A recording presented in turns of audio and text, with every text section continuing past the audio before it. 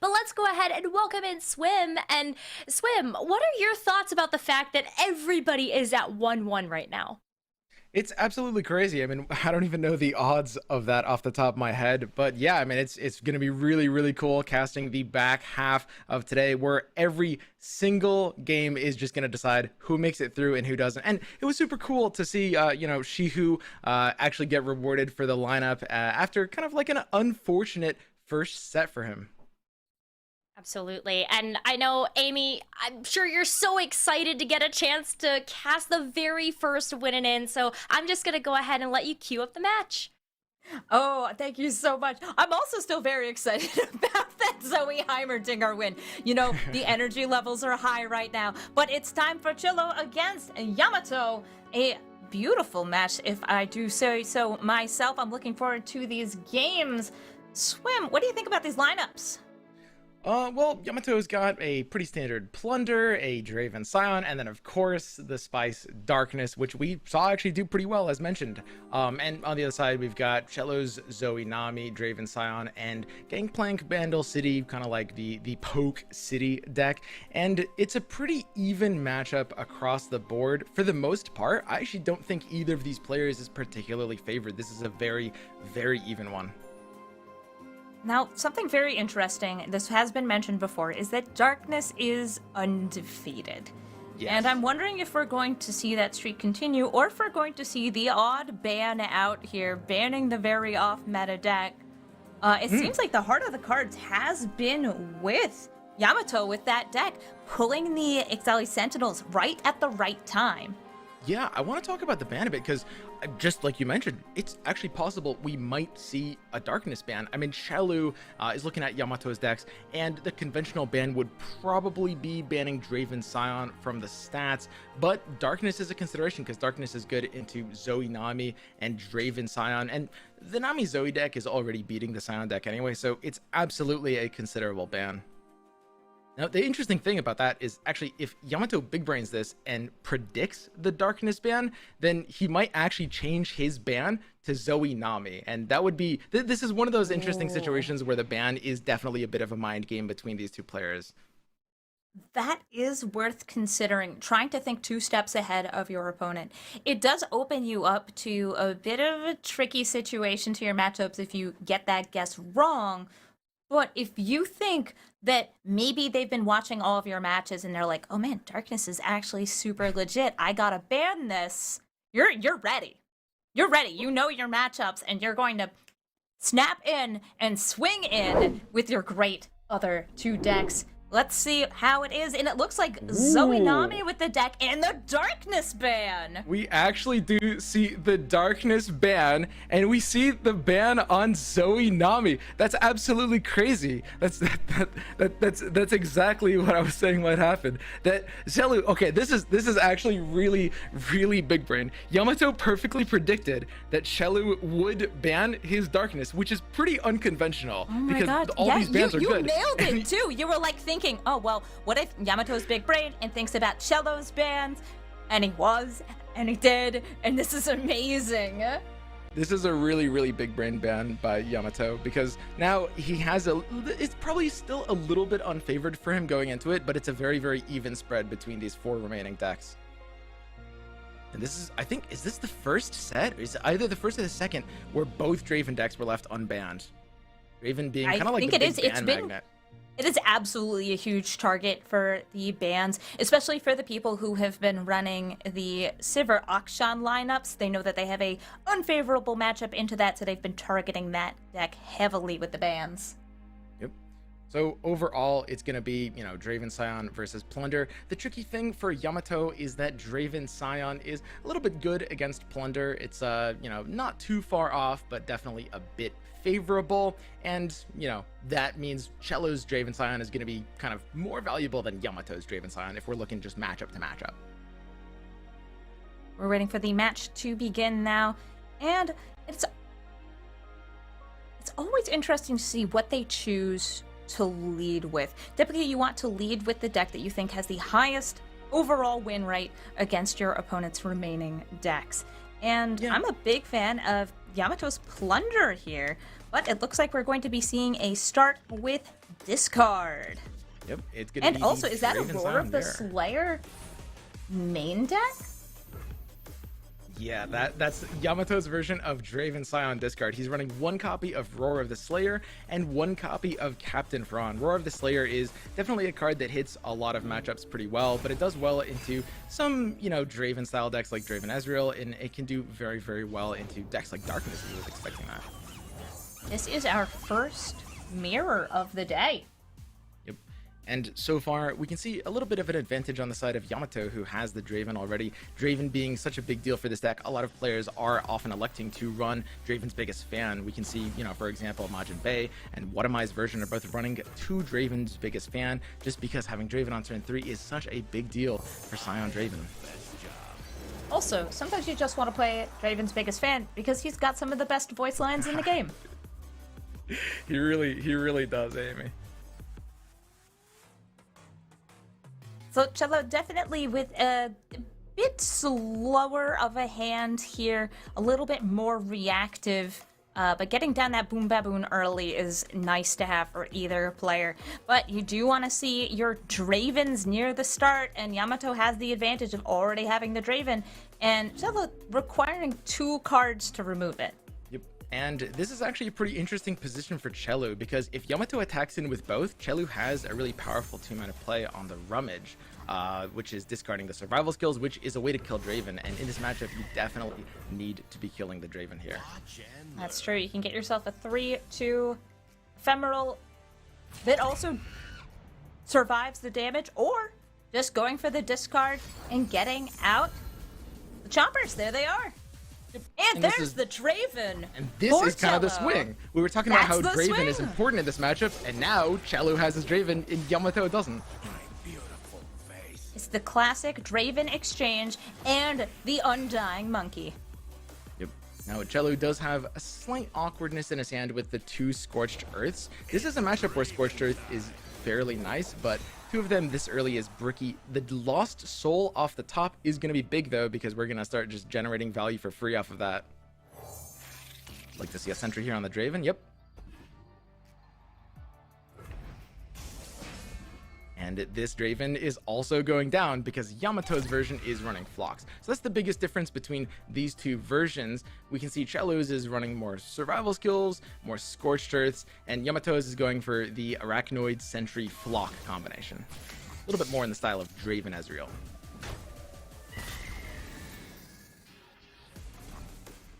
The Flock And there's the cleans up Ravenous Draven Flock. nicely.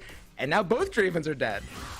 It turns out that Draven is not very good at surviving, especially without the survival skills, which was used earlier as that defensive maneuver. So we are going to see Zonite Urchin here discarding an axe and grabbing another survival skills.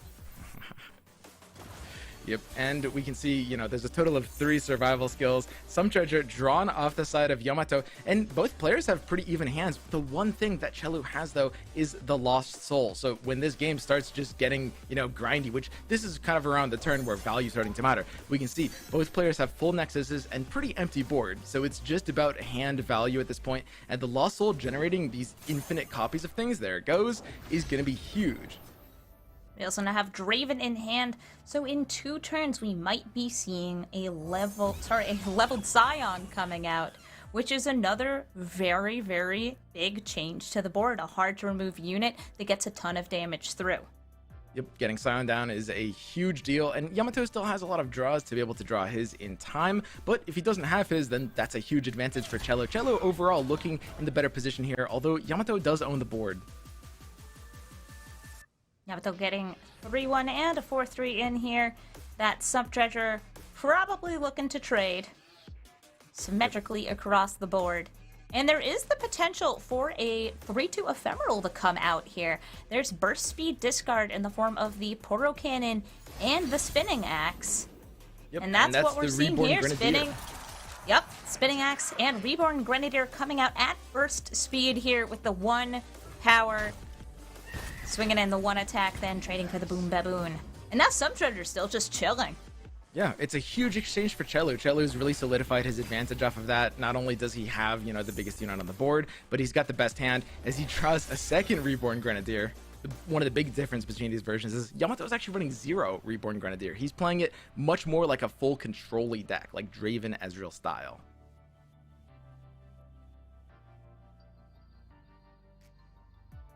Xeloo also has the 2 Scorched Earths, which look a little bit awkward here. I think that they're much stronger at getting rid of very large units in matchups against, say, Plunder, where you have a Gangplank or Sejuani to take out.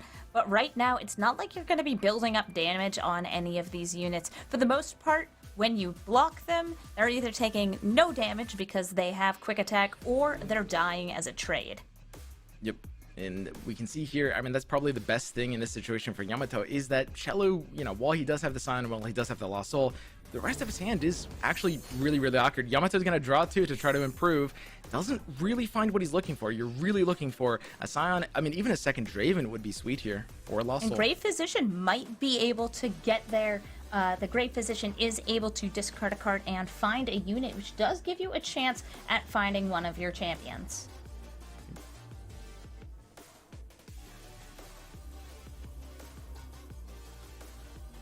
And we're seeing some consideration. There is the Grave Physician coming out and getting the Scion. So we may actually see Scions coming out for both players next turn. Here's another Reborn Grenadier out and an elusive Poro. This elusive Poro is, of course, going to swing on in. It might die to a Mystic Shot, though.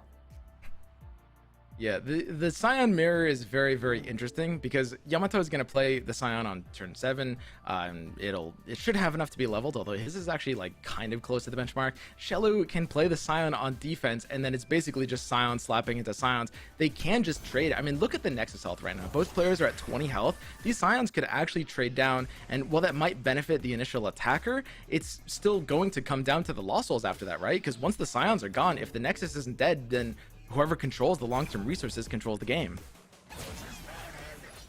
Getting that Lost Soul in an early hand is pretty big there. It's going to be taking out one of those choppers. Zodite Urchin, who's going for a block there. But Grave Physician, not too good at blocking anywhere on this board. Looks like it's just going to trade into a unit that was going to die anyway. Yeah, it's a little unfortunate, but I don't know if there's a better play there because, I mean, at the end of the day, when the Scions come out, like, it just comes down to overwhelm and elusive damage at that point, and you do have to play protective of your health.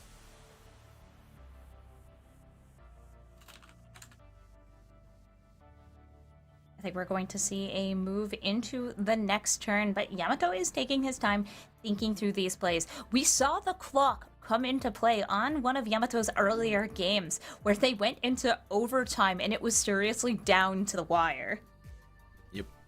And it's going to be basically anyone's game here based on the next couple of draws. Xeloo looking like he's in a little bit of a better position, of course, just because he has the board and the Lost Soul if he silences down. Yamato's draw is really not bailing him out of this. I mean, he's hoping right now that Xeloo doesn't have the Scion, but of course we can see it in the hand. Scion on 7, much better, I feel, when you have the attack token, though. And Yamato This is is actually not quite leveled yet. Wow. I think it's a couple off. I think that it could get there, though. But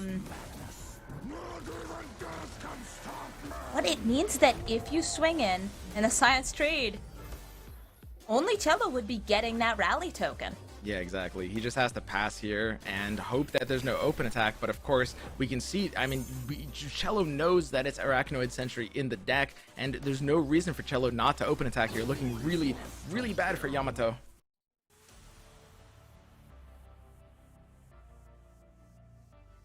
And now swinging in the leveled Scion. Now there is enough discard power, I think, in hand for Yamato, but without seeing the Scion's progress, I can't say for sure. Yep. And I mean, it will level pretty immediately. He should have the ability to level it here. I think it's 5 off if he discards both of his units, and he can try to block the Scion, swing back in. But unfortunately, the problem with this situation is both players would rally if that happens. Xeloo has the higher Nexus health, so Xeloo can actually just let the first attack on the Scion return to go through, and then attack back with his Scion return because of the rally, and that does not favor Yamato at all. I mean, these Poros from the Poro cannon are a big deal as well, because they're dealing a total of 4 damage across these 2 attacks if that rally happens. And even as is, there needs to be a block here, because I think that Yamato cannot expect Xeloo to not have direct damage at this point in the game. And we're seeing survival skills actually keeping the Scion alive, because if it died, it wouldn't rally. And this allows you to block again, but of course, blocking against the... Oh goodness, yes, blocking against the Scion after he's dead is a little bit easier, but still so much damage coming through. The way that survival skills works is it doesn't prevent the damage the way that Tough would. Oh, but here's the spider with the stun. Is the counter, and that's why Yamato knew he could make that play, because he knew he had this. But unfortunately, Xeloo has the answer. Scorched Earth is going to be a kill effect, and that goes through survival skills. Since survival skills just stops damage, it doesn't stop kill effects. And Yamato doesn't have a leveled Scion yet, so his Scion goes down without a Scion return coming out. And I mean, we see the rally on the side of Xeloo. He can even play another unit if he wants here. He can discard the second Scorched Earth, and that's what he's considering right now, surely. But I mean, right now, Yamato needs his hand to improve. He's out of resources. Xeloo with the attack token, still 8 mana left, and the ability to filter out this hand. The other Scorched Earth could be discarded to Rummage. Rummage has been updated to say only discard up to 2. And it looks like we're seeing a full cycle here, and there's another Scion! And one of the quirks of Scion is that Scion Return counts as another copy of Scion, so it'll be a champ spell until next turn. But I mean, when that Scion hits the board, I don't know what Yamato is going to do about it. He needs to top deck something. He's got 2 draws. The Urchin can use it here. And we might also see the Great Physician discarding the Lost Soul and playing out another 4-3 Challenger. And it's a little late for Draven to really be impactful. This looks disastrous for Yamato. I don't see how he's going to come back from this one. And there's also a Fallen Rider in hand. It's a lot of damage. Yeah, the mirror ends up coming down to just whoever can generate the most long-term value. The Lost Soul being super, super important here, and Yamato not being able to find one of his. Yamato does run 1 Captain Ferran, but I don't know if it's even going to be enough here.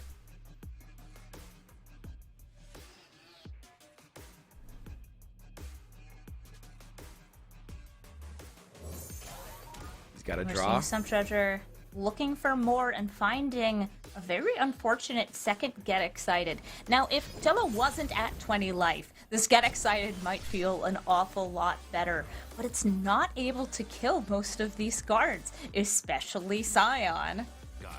And this game just comes down to, Yamato not having the Lost Soul. He's just struggling. He has no resources. We can see the Scion in Xeloo's hand, and we know Yamato's deck doesn't really have an answer to the Scion. Nothing that could kill it without triggering the Scion returned, of course. Scion lives, he dies, he lives again. It's one of my favorite things about him, both in League of Legends and in Legends of Runeterra, is his staying power. He chases after you, going for the kill. Alright, Scion is down, and Yamato has to know here that all hope is lost. We've got the full wide board from Xeloo. Yamato's at 10 health, and these Get Exciteds are really not doing enough. I mean, you can kill the first Scion, and of course, you can try to trigger Rally, but Cello's going to open attack, and that means that the Rally is going to affect him. And there's the swing, getting to choose the challenge carefully here, probably pulling the highest toughness unit, which would be, of course, Draven. His health is 3, as is a sub-treasure, but he's much more valuable than a sub-treasure, putting him at the end. Yep, this Now Arachnoid Sentry happens to be pretty big here, of course, because if the Arachnoid Sentry can use a stun on the Scion of Return, he can stop a lot of damage, but to do that, Yamato would need to use a Get Excited, probably on the 4-2, because otherwise he is dying here. This is his last hope, but he just gets in range of the other Get Excited, and Xeloo will be able to finish him off. Right now we have one elusive damage coming through and need to stop 10. You can't let the full 10 come through on Scion. That's lethal on its own. And there is the Get Excited on the Rider, which means that Scion doesn't die. So Not Yamato goes this down to turn. 2, and Xeloo's Get Excited will just close this game out with no counter response. We're gonna see just Get Excited at the face.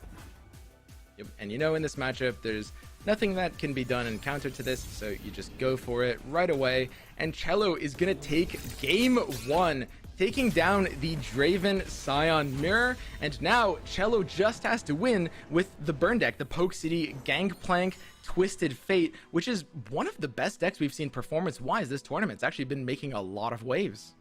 Yeah, Ping Ping City. You haven't seen it much before this tournament. It's really a quick deck coming to the meta since Bandle City released. But Gangplank TF, damage every turn. It does it, and it does it very, very well. I'm also a big fan of Xeloo's deck list. I think that it's one of the best builds for this deck. You've seen a couple different slots.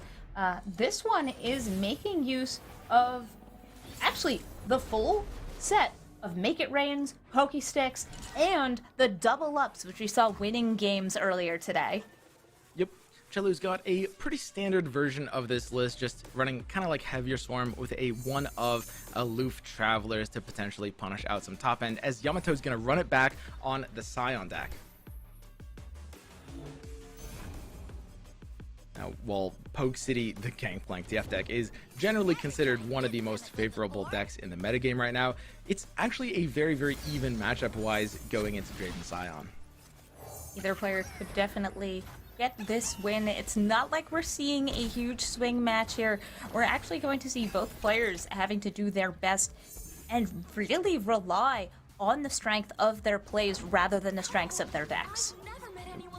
Now, Yamato does have a decent start. He's got the Draven and he has the Lost Soul. The two Get Exciteds could clunk out if depending on how his top deck goes. And really, Yamato is just going to be in a position where he's just going to want to save as much damage as possible, probably blocking down these 2/2/1s. Get those trades so you don't die early, because there's going to be a lot of unavoidable damage. Yamato does not have access to healing in this deck, which means that things like double up will almost always go through. Yep, and that's a pretty big deal. I mean, Yamato can cancel things like double up with his own damage spells, with Get Excited or with Mystic Shot, and that's what you have to do in matchups like this if it does come down to the double up.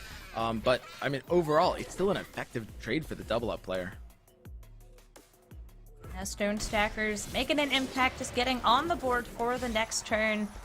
And Twisted Fate in hand could be the play. We might see a gold card followed by a parlay or something of the sort. Yep. Overall, Yamato's deck is one that's pretty resilient towards Xeloo's version, right? Ping City, it's all about punishing these 1 health units, and Yamato's version is leaning away from 1 health units, right? It's not running heavy, Biggest Fan, it's not even running a third Poro Cannon, and so, it's going to be a little bit hard for Xeloo to get maximum value out of, all the pings, all the red cards, all the Make It Rains, all the parlays. Here we see Stone Stacker swinging in with the border. And you've got to take that opportunity to block and kill it. If you're Yamato, Stone Stackers is terrifying as a card. And your Draven's going down to 1 health, but at the end of the day, even if he dies to a ping, he's generated a bunch of axes, and that's kind of his job in this deck. And I'm hoping to see one of my personal favorite cards out of Xeloo's list, which is the Lecturing Yordle. This card is one that a lot of people slept on right when the set came out, but it turns out that dealing 1 damage to any target is pretty good, especially when you're planting some shrooms for surprise damage later on in the game. Yeah, no, I was one of those sleepers. I was not a believer of Lecturing Yordle right away, but the card has absolutely proven itself. The fact that those, the puff darts can go face and the mushrooms will get drawn means you're generating a lot of damage over even just a couple of turns.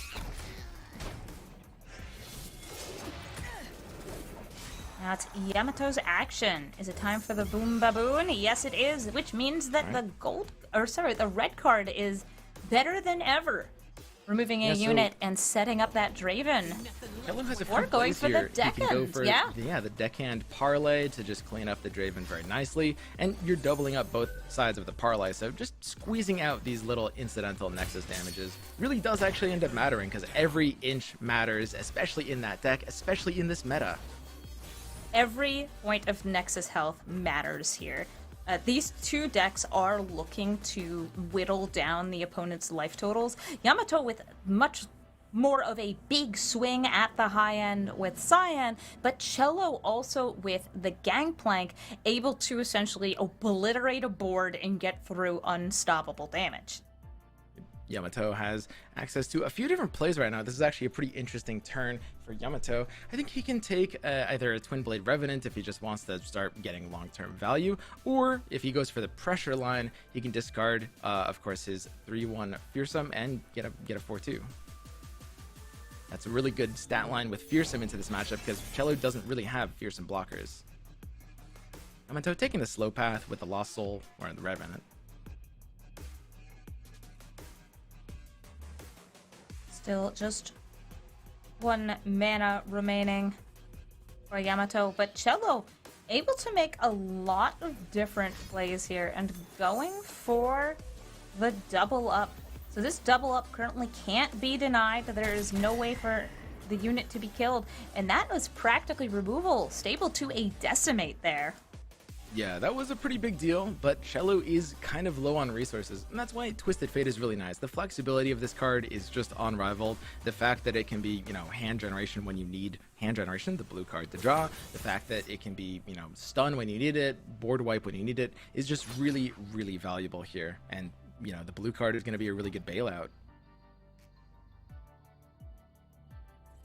We're seeing the decision.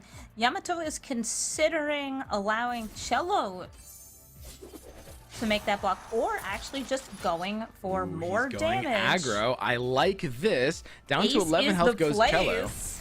And not only that, but we have, Poro cannons that could come out and deal elusive damage. We've got Mystic Shot and Get Excited. That's already 5 damage. He just needs to push a little bit more. And we do have the Fearsome.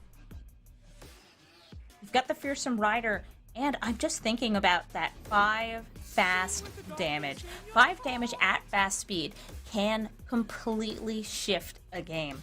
Because if you've just been trading blows back and forth in combat, turn over turn, with this direct damage building up in hand, it could mean they declare attackers and then you burn them for lethal. We've seen that in multiple games today, and here comes the Sentry going to stun the Tenor of Terror, but the Base of Burden is left unchecked, able to swing in along with the Stone Stackers. That's make an impact, getting 2 damage through no matter what. Unless we see a Mystic Shot to kill one. It's looking really good for Yamato right now. I mean, he's going down to 8, which is really dicey. Oh, he's interesting. He's going to Mystic Shot defensively here instead of trading that off, prioritizing his health. Impact. And the most important thing about this Mystic Shot is that 3-2 is the last fearsome blocker that Xeloo has, right? The Fallen Rider, well, the Risen Rider, the 4-2, is going to be able to attack in on the open uncontested. Yamato is thinking about whether he wants to save the Mystic for face, and I think I like this better. This is the aggressive line, basically. He saves the Mystic for face damage. He takes more damage by doing this, but he's just seeking to end the game very, very quickly. Because he knows he wants to win, and he wants to win quickly, and he's able to get down an elusive Poro and a fearsome Rider. Here's the Risen Rider, a 4-2 fearsome unit.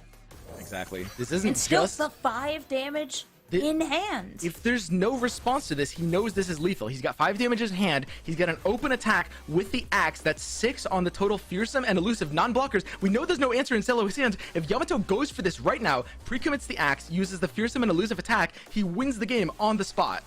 That's game. 6 plus 5 is 11. You know, I did go to elementary school, and I remember the math.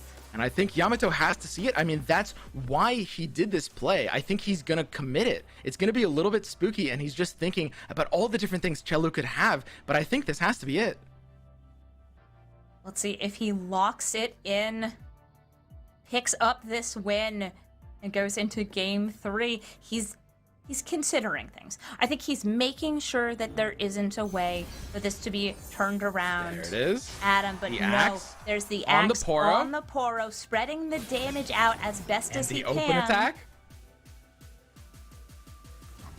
Gonna grab the Tenor of Terror. And we can see everything locked into the stack all at once. All right, Yamato. There's the attack, grabbing the knows Tenor. He's good. And all he has to do is click OK. And there it is. The 6 uncontested damage, Xeloo having no responses. Yamato's not playing the second Daring Pour because he knows he's playing around red card. He knows he's playing around stuff like Make It Rain even. Stuff that would just like give a development, even any fearsome blocker. Now that we see Cello's down to 5, Yamato has won the race. The Mystic Shot and the Get Excited in hand. This was a beautiful line of play. Yamato had to precisely calculate all of the damage that was coming in this turn, last turn. The moment he decided to block with the Arachnoid Sentry into the Tenor of Terror was it. At that moment, he knew he was going to use the Mystic on face, the second Poro wasn't going to be used, and just commit the axe into the open attack, and this is it. Yamato takes it. Yamato locking in the game, tying up this series here. And Xeloo shaking his head. You should have seen it. You can't always expect your opponent to have that much damage, but he did. And now it's time to go into our final game between these two. This is the win and in. Who's going to make it to top 8?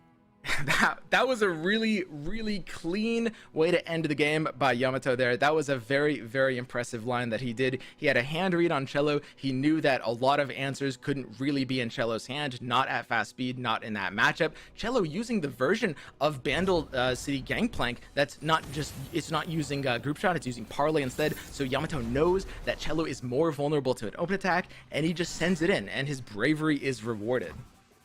And now we're going to be seeing the Bandle City, Bilgewater, King City up against Plunder.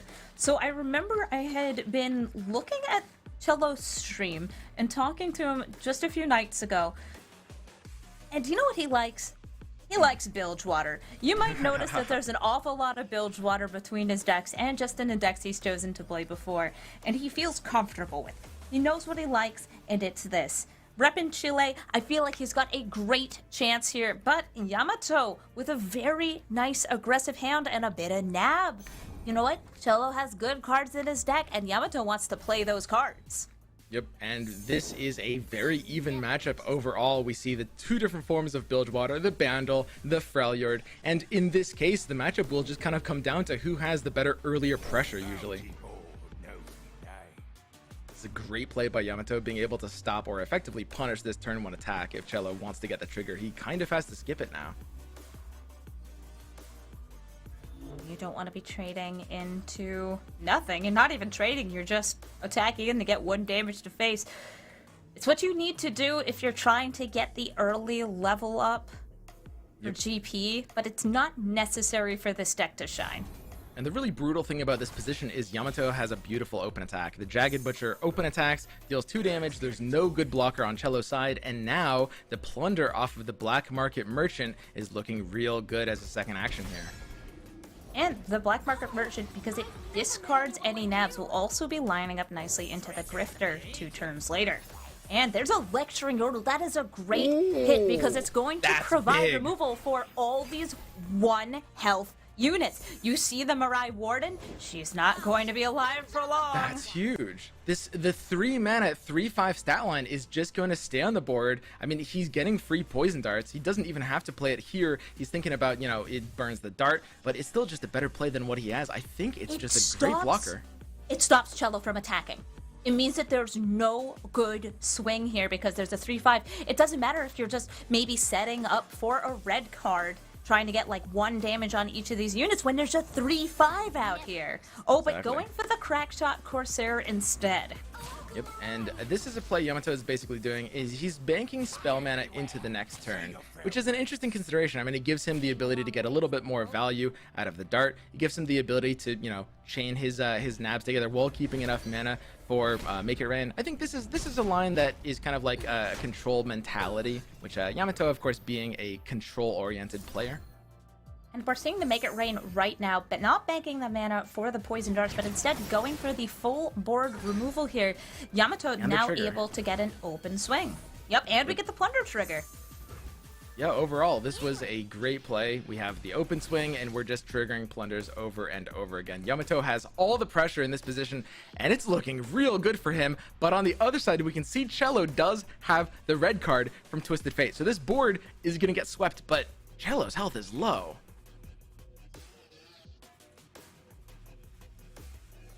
Xeloo thinking about whether he wants to use double up just to take less damage. I mean, this is a spooky amount of damage in this matchup.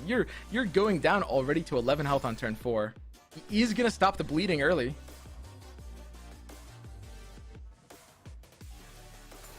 Xeloo does not want to be taking 6 here. It is going to be knocking the merchant out of play and getting damage on the Nexus. And Xeloo also Still, knows what to though, expect like- on turn 4, the Yordle Grifter, so stopping the Merchant's effect here is pretty nice at slowing down Yamato's tempo. I would love to see the follow-up here of getting out the Lecturer into a Poison Dart on face. Yeah, I mean, these Poison Darts are actually going to come in pretty big here, especially with Dreadaway. I mean, right now, Yamato kind of controls all the pressure. Although, I mean, that double up dealing 4 is a big deal still. Yamato is down to 12. I think that there's secret synergy here, though. The stolen Lecturer means that there might be extra plunder triggers at the start of the turn, which, if we see a Sejuani out, could be very exciting. Oh, and Yamato is going to miss the allegiance on Yordle no. Grifter. That is painful. Yamato, of course, only having 4 Freljord cards in his deck. It's just the Sejuani's in the one-of copy of 3 Sisters, so a very, very unfortunate hit. So the bad news is no stealing. But the good news is there's probably a Sejuani on top of the deck. No, it was 3 Sisters! A 25% chance of that happening. That is painful. Not being able to get the nab and not even having the... Normally what rewards this is having the Sejuani access, because Sejuani is so huge here. The red card's going to sweep it up.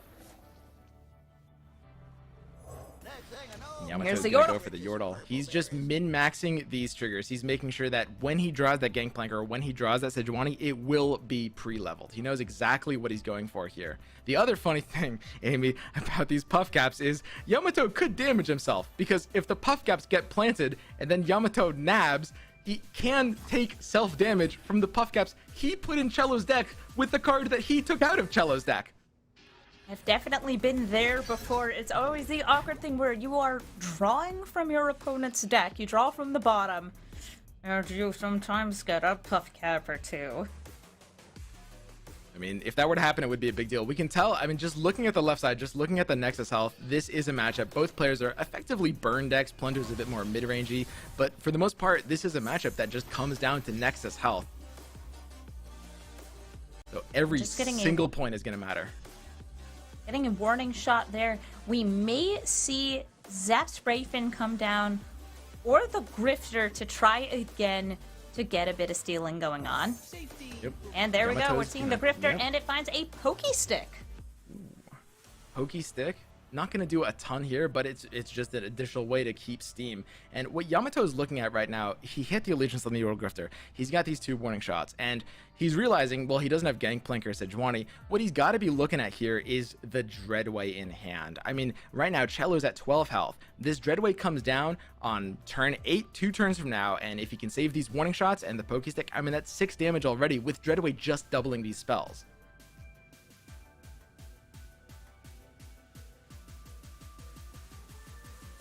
Shell's chance to make a move.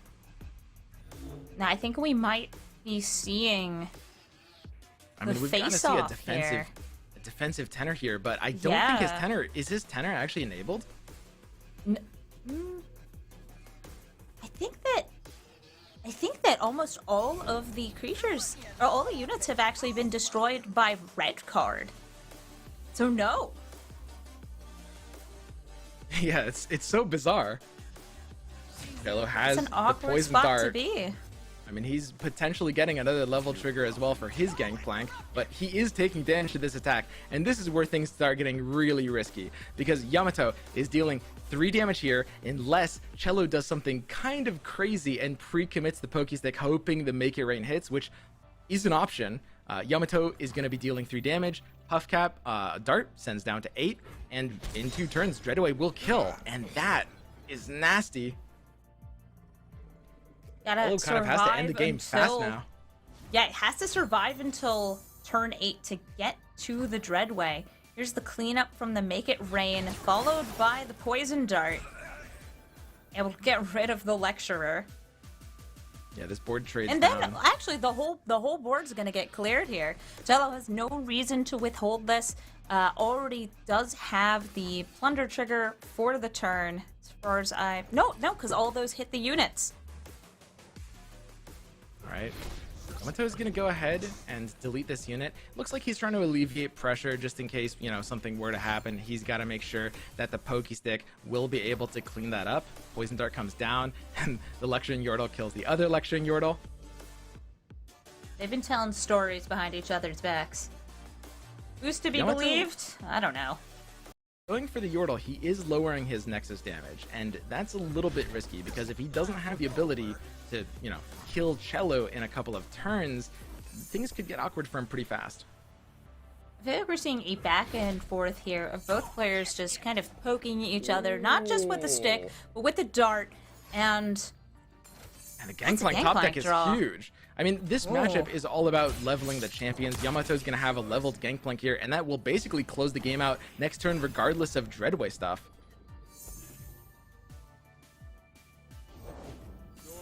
there's the Tenor of Terror, which is not going to do much against a leveled Gangplank. Yeah, the leveled Gangplank is just threatening so much here, and we have the warning shots in hand. We have additional blockers if we need them. The impacts can still go off, and Yamato is taking a little bit of damage here, going for the Butcher instead of the Gangplank. I think going offensive and making sure he wants to get the trade, wanting to keep the Keb alive. But this way, he is going down to 6 health, and with double up and Pokestick, that's cutting it awfully close. There is enough damage if the right target is on the board for Xeloo to get Yamato down to 1, which is where you are in lethal from a puff cap range. But now Gangplank out, and a Dreadway in hand for follow-up, and 2 warning shots. And Yamato is looking awfully favored here. I mean, Xeloo just did not really have the reach. He was so close, but 6 health is just too much for him to break down with Yamato. It's going to come down to Xeloo getting lucky and Yamato drawing a few puff caps here. Yamato has to know that the draw is his lose condition. Probably why he hasn't played the Zap. But Yamato in such a good spot right here. Could this be the win? Could this be Yamato getting into top 8, using the boat and his captain to finish up the game? This would be a crazy comeback. It would be sick seeing Darkness in the lineup make it to the top 8 of Worlds. I'm a little sad that we did see the Darkness ban here, so we couldn't see Darkness's supremacy in all of these matches. But now we have Gangplank, we've got the double barrel and a mushroom drawn. Xeloo down to 8. And that kind of has to be it. I mean, Yamato has to know he's got lethal here. There's no way around this. He's got both the warning shots and the Dreadway. He can open attack or he can slow play it, and both ways are going to be guaranteed lethal. He now has burst speed lethal with, of course, the 3 warning shots, and the kegs are just going to obliterate Xeloo, and that, it will have to be it. Pop, pop, it's going to be a time for a warning shot. You warning shot, the first one is dealing... Wow. It just deals 2, and then we break through those barrels, and everything gets added in more damage. I'm sweating here. Yamato just waiting to get the turn passed back to him to finish this game. Yeah, and honestly, the saddest thing about the situation is Xeloo has to know he's no good here. He knows he doesn't have a way out. He's trying to draw. The saddest thing about this is Xeloo, we won't even get to see the 3rd warning shot, because the first warning shot deals 6, the second one 6. deals 2. The That second's one's 2. it. It's And done. Xeloo is It's out of over. here. Yamato advances. Yamato making it to the top 8. Gonna be playing tomorrow on Saturday. Oh, I'm so excited. I'm so happy to see him move on in the tournament. Yeah. Yeah. I mean, it's super cool seeing, you know, like innovative, like lineup constructors getting rewarded. Well, I mean, what did you think about that series, Necra? I mean, hey, I think the Darkness ban was a little bit of a blessing because, you know, maybe it loses at some point, but it's still an 100% win rate, okay? So we dodged the chance. We dodged the chance that it does take a loss. But that's so exciting. I mean, for a player from Asia to make it through to the top 8, Asia's having a pretty good day today so far, and we still have so much more to show everybody. But let's go ahead and take a look at the standings, because Yamato is our very first player from Group C that is making it into the final 8, playing it out tomorrow. I mean, Amazonian, just give me some final thoughts from that series, or just in general for the day. I think that the big takeaway we've seen today is just how well balanced all of these matches have been. We've seen very few games where one person is at nearly full life. The only time that really seems to happen is when there's a Zoe Nami in play, and unlike day 1, there's very few Zoe Namis in this lineup. And I think that moving on, as we get into the final 3 matches of the day, we're going to see who can take it home, whose lineup is ready to take them into top 8. Oh, I can't wait to see what's gonna happen. And you know, the funny thing about these matches in day 2 is that we've seen quite a few more mirror matches. We didn't get any on day number 1, so maybe we'll have to see whether or not we get any more. Amazonian, thank you so much. We'll see you a little bit later, but bye for now.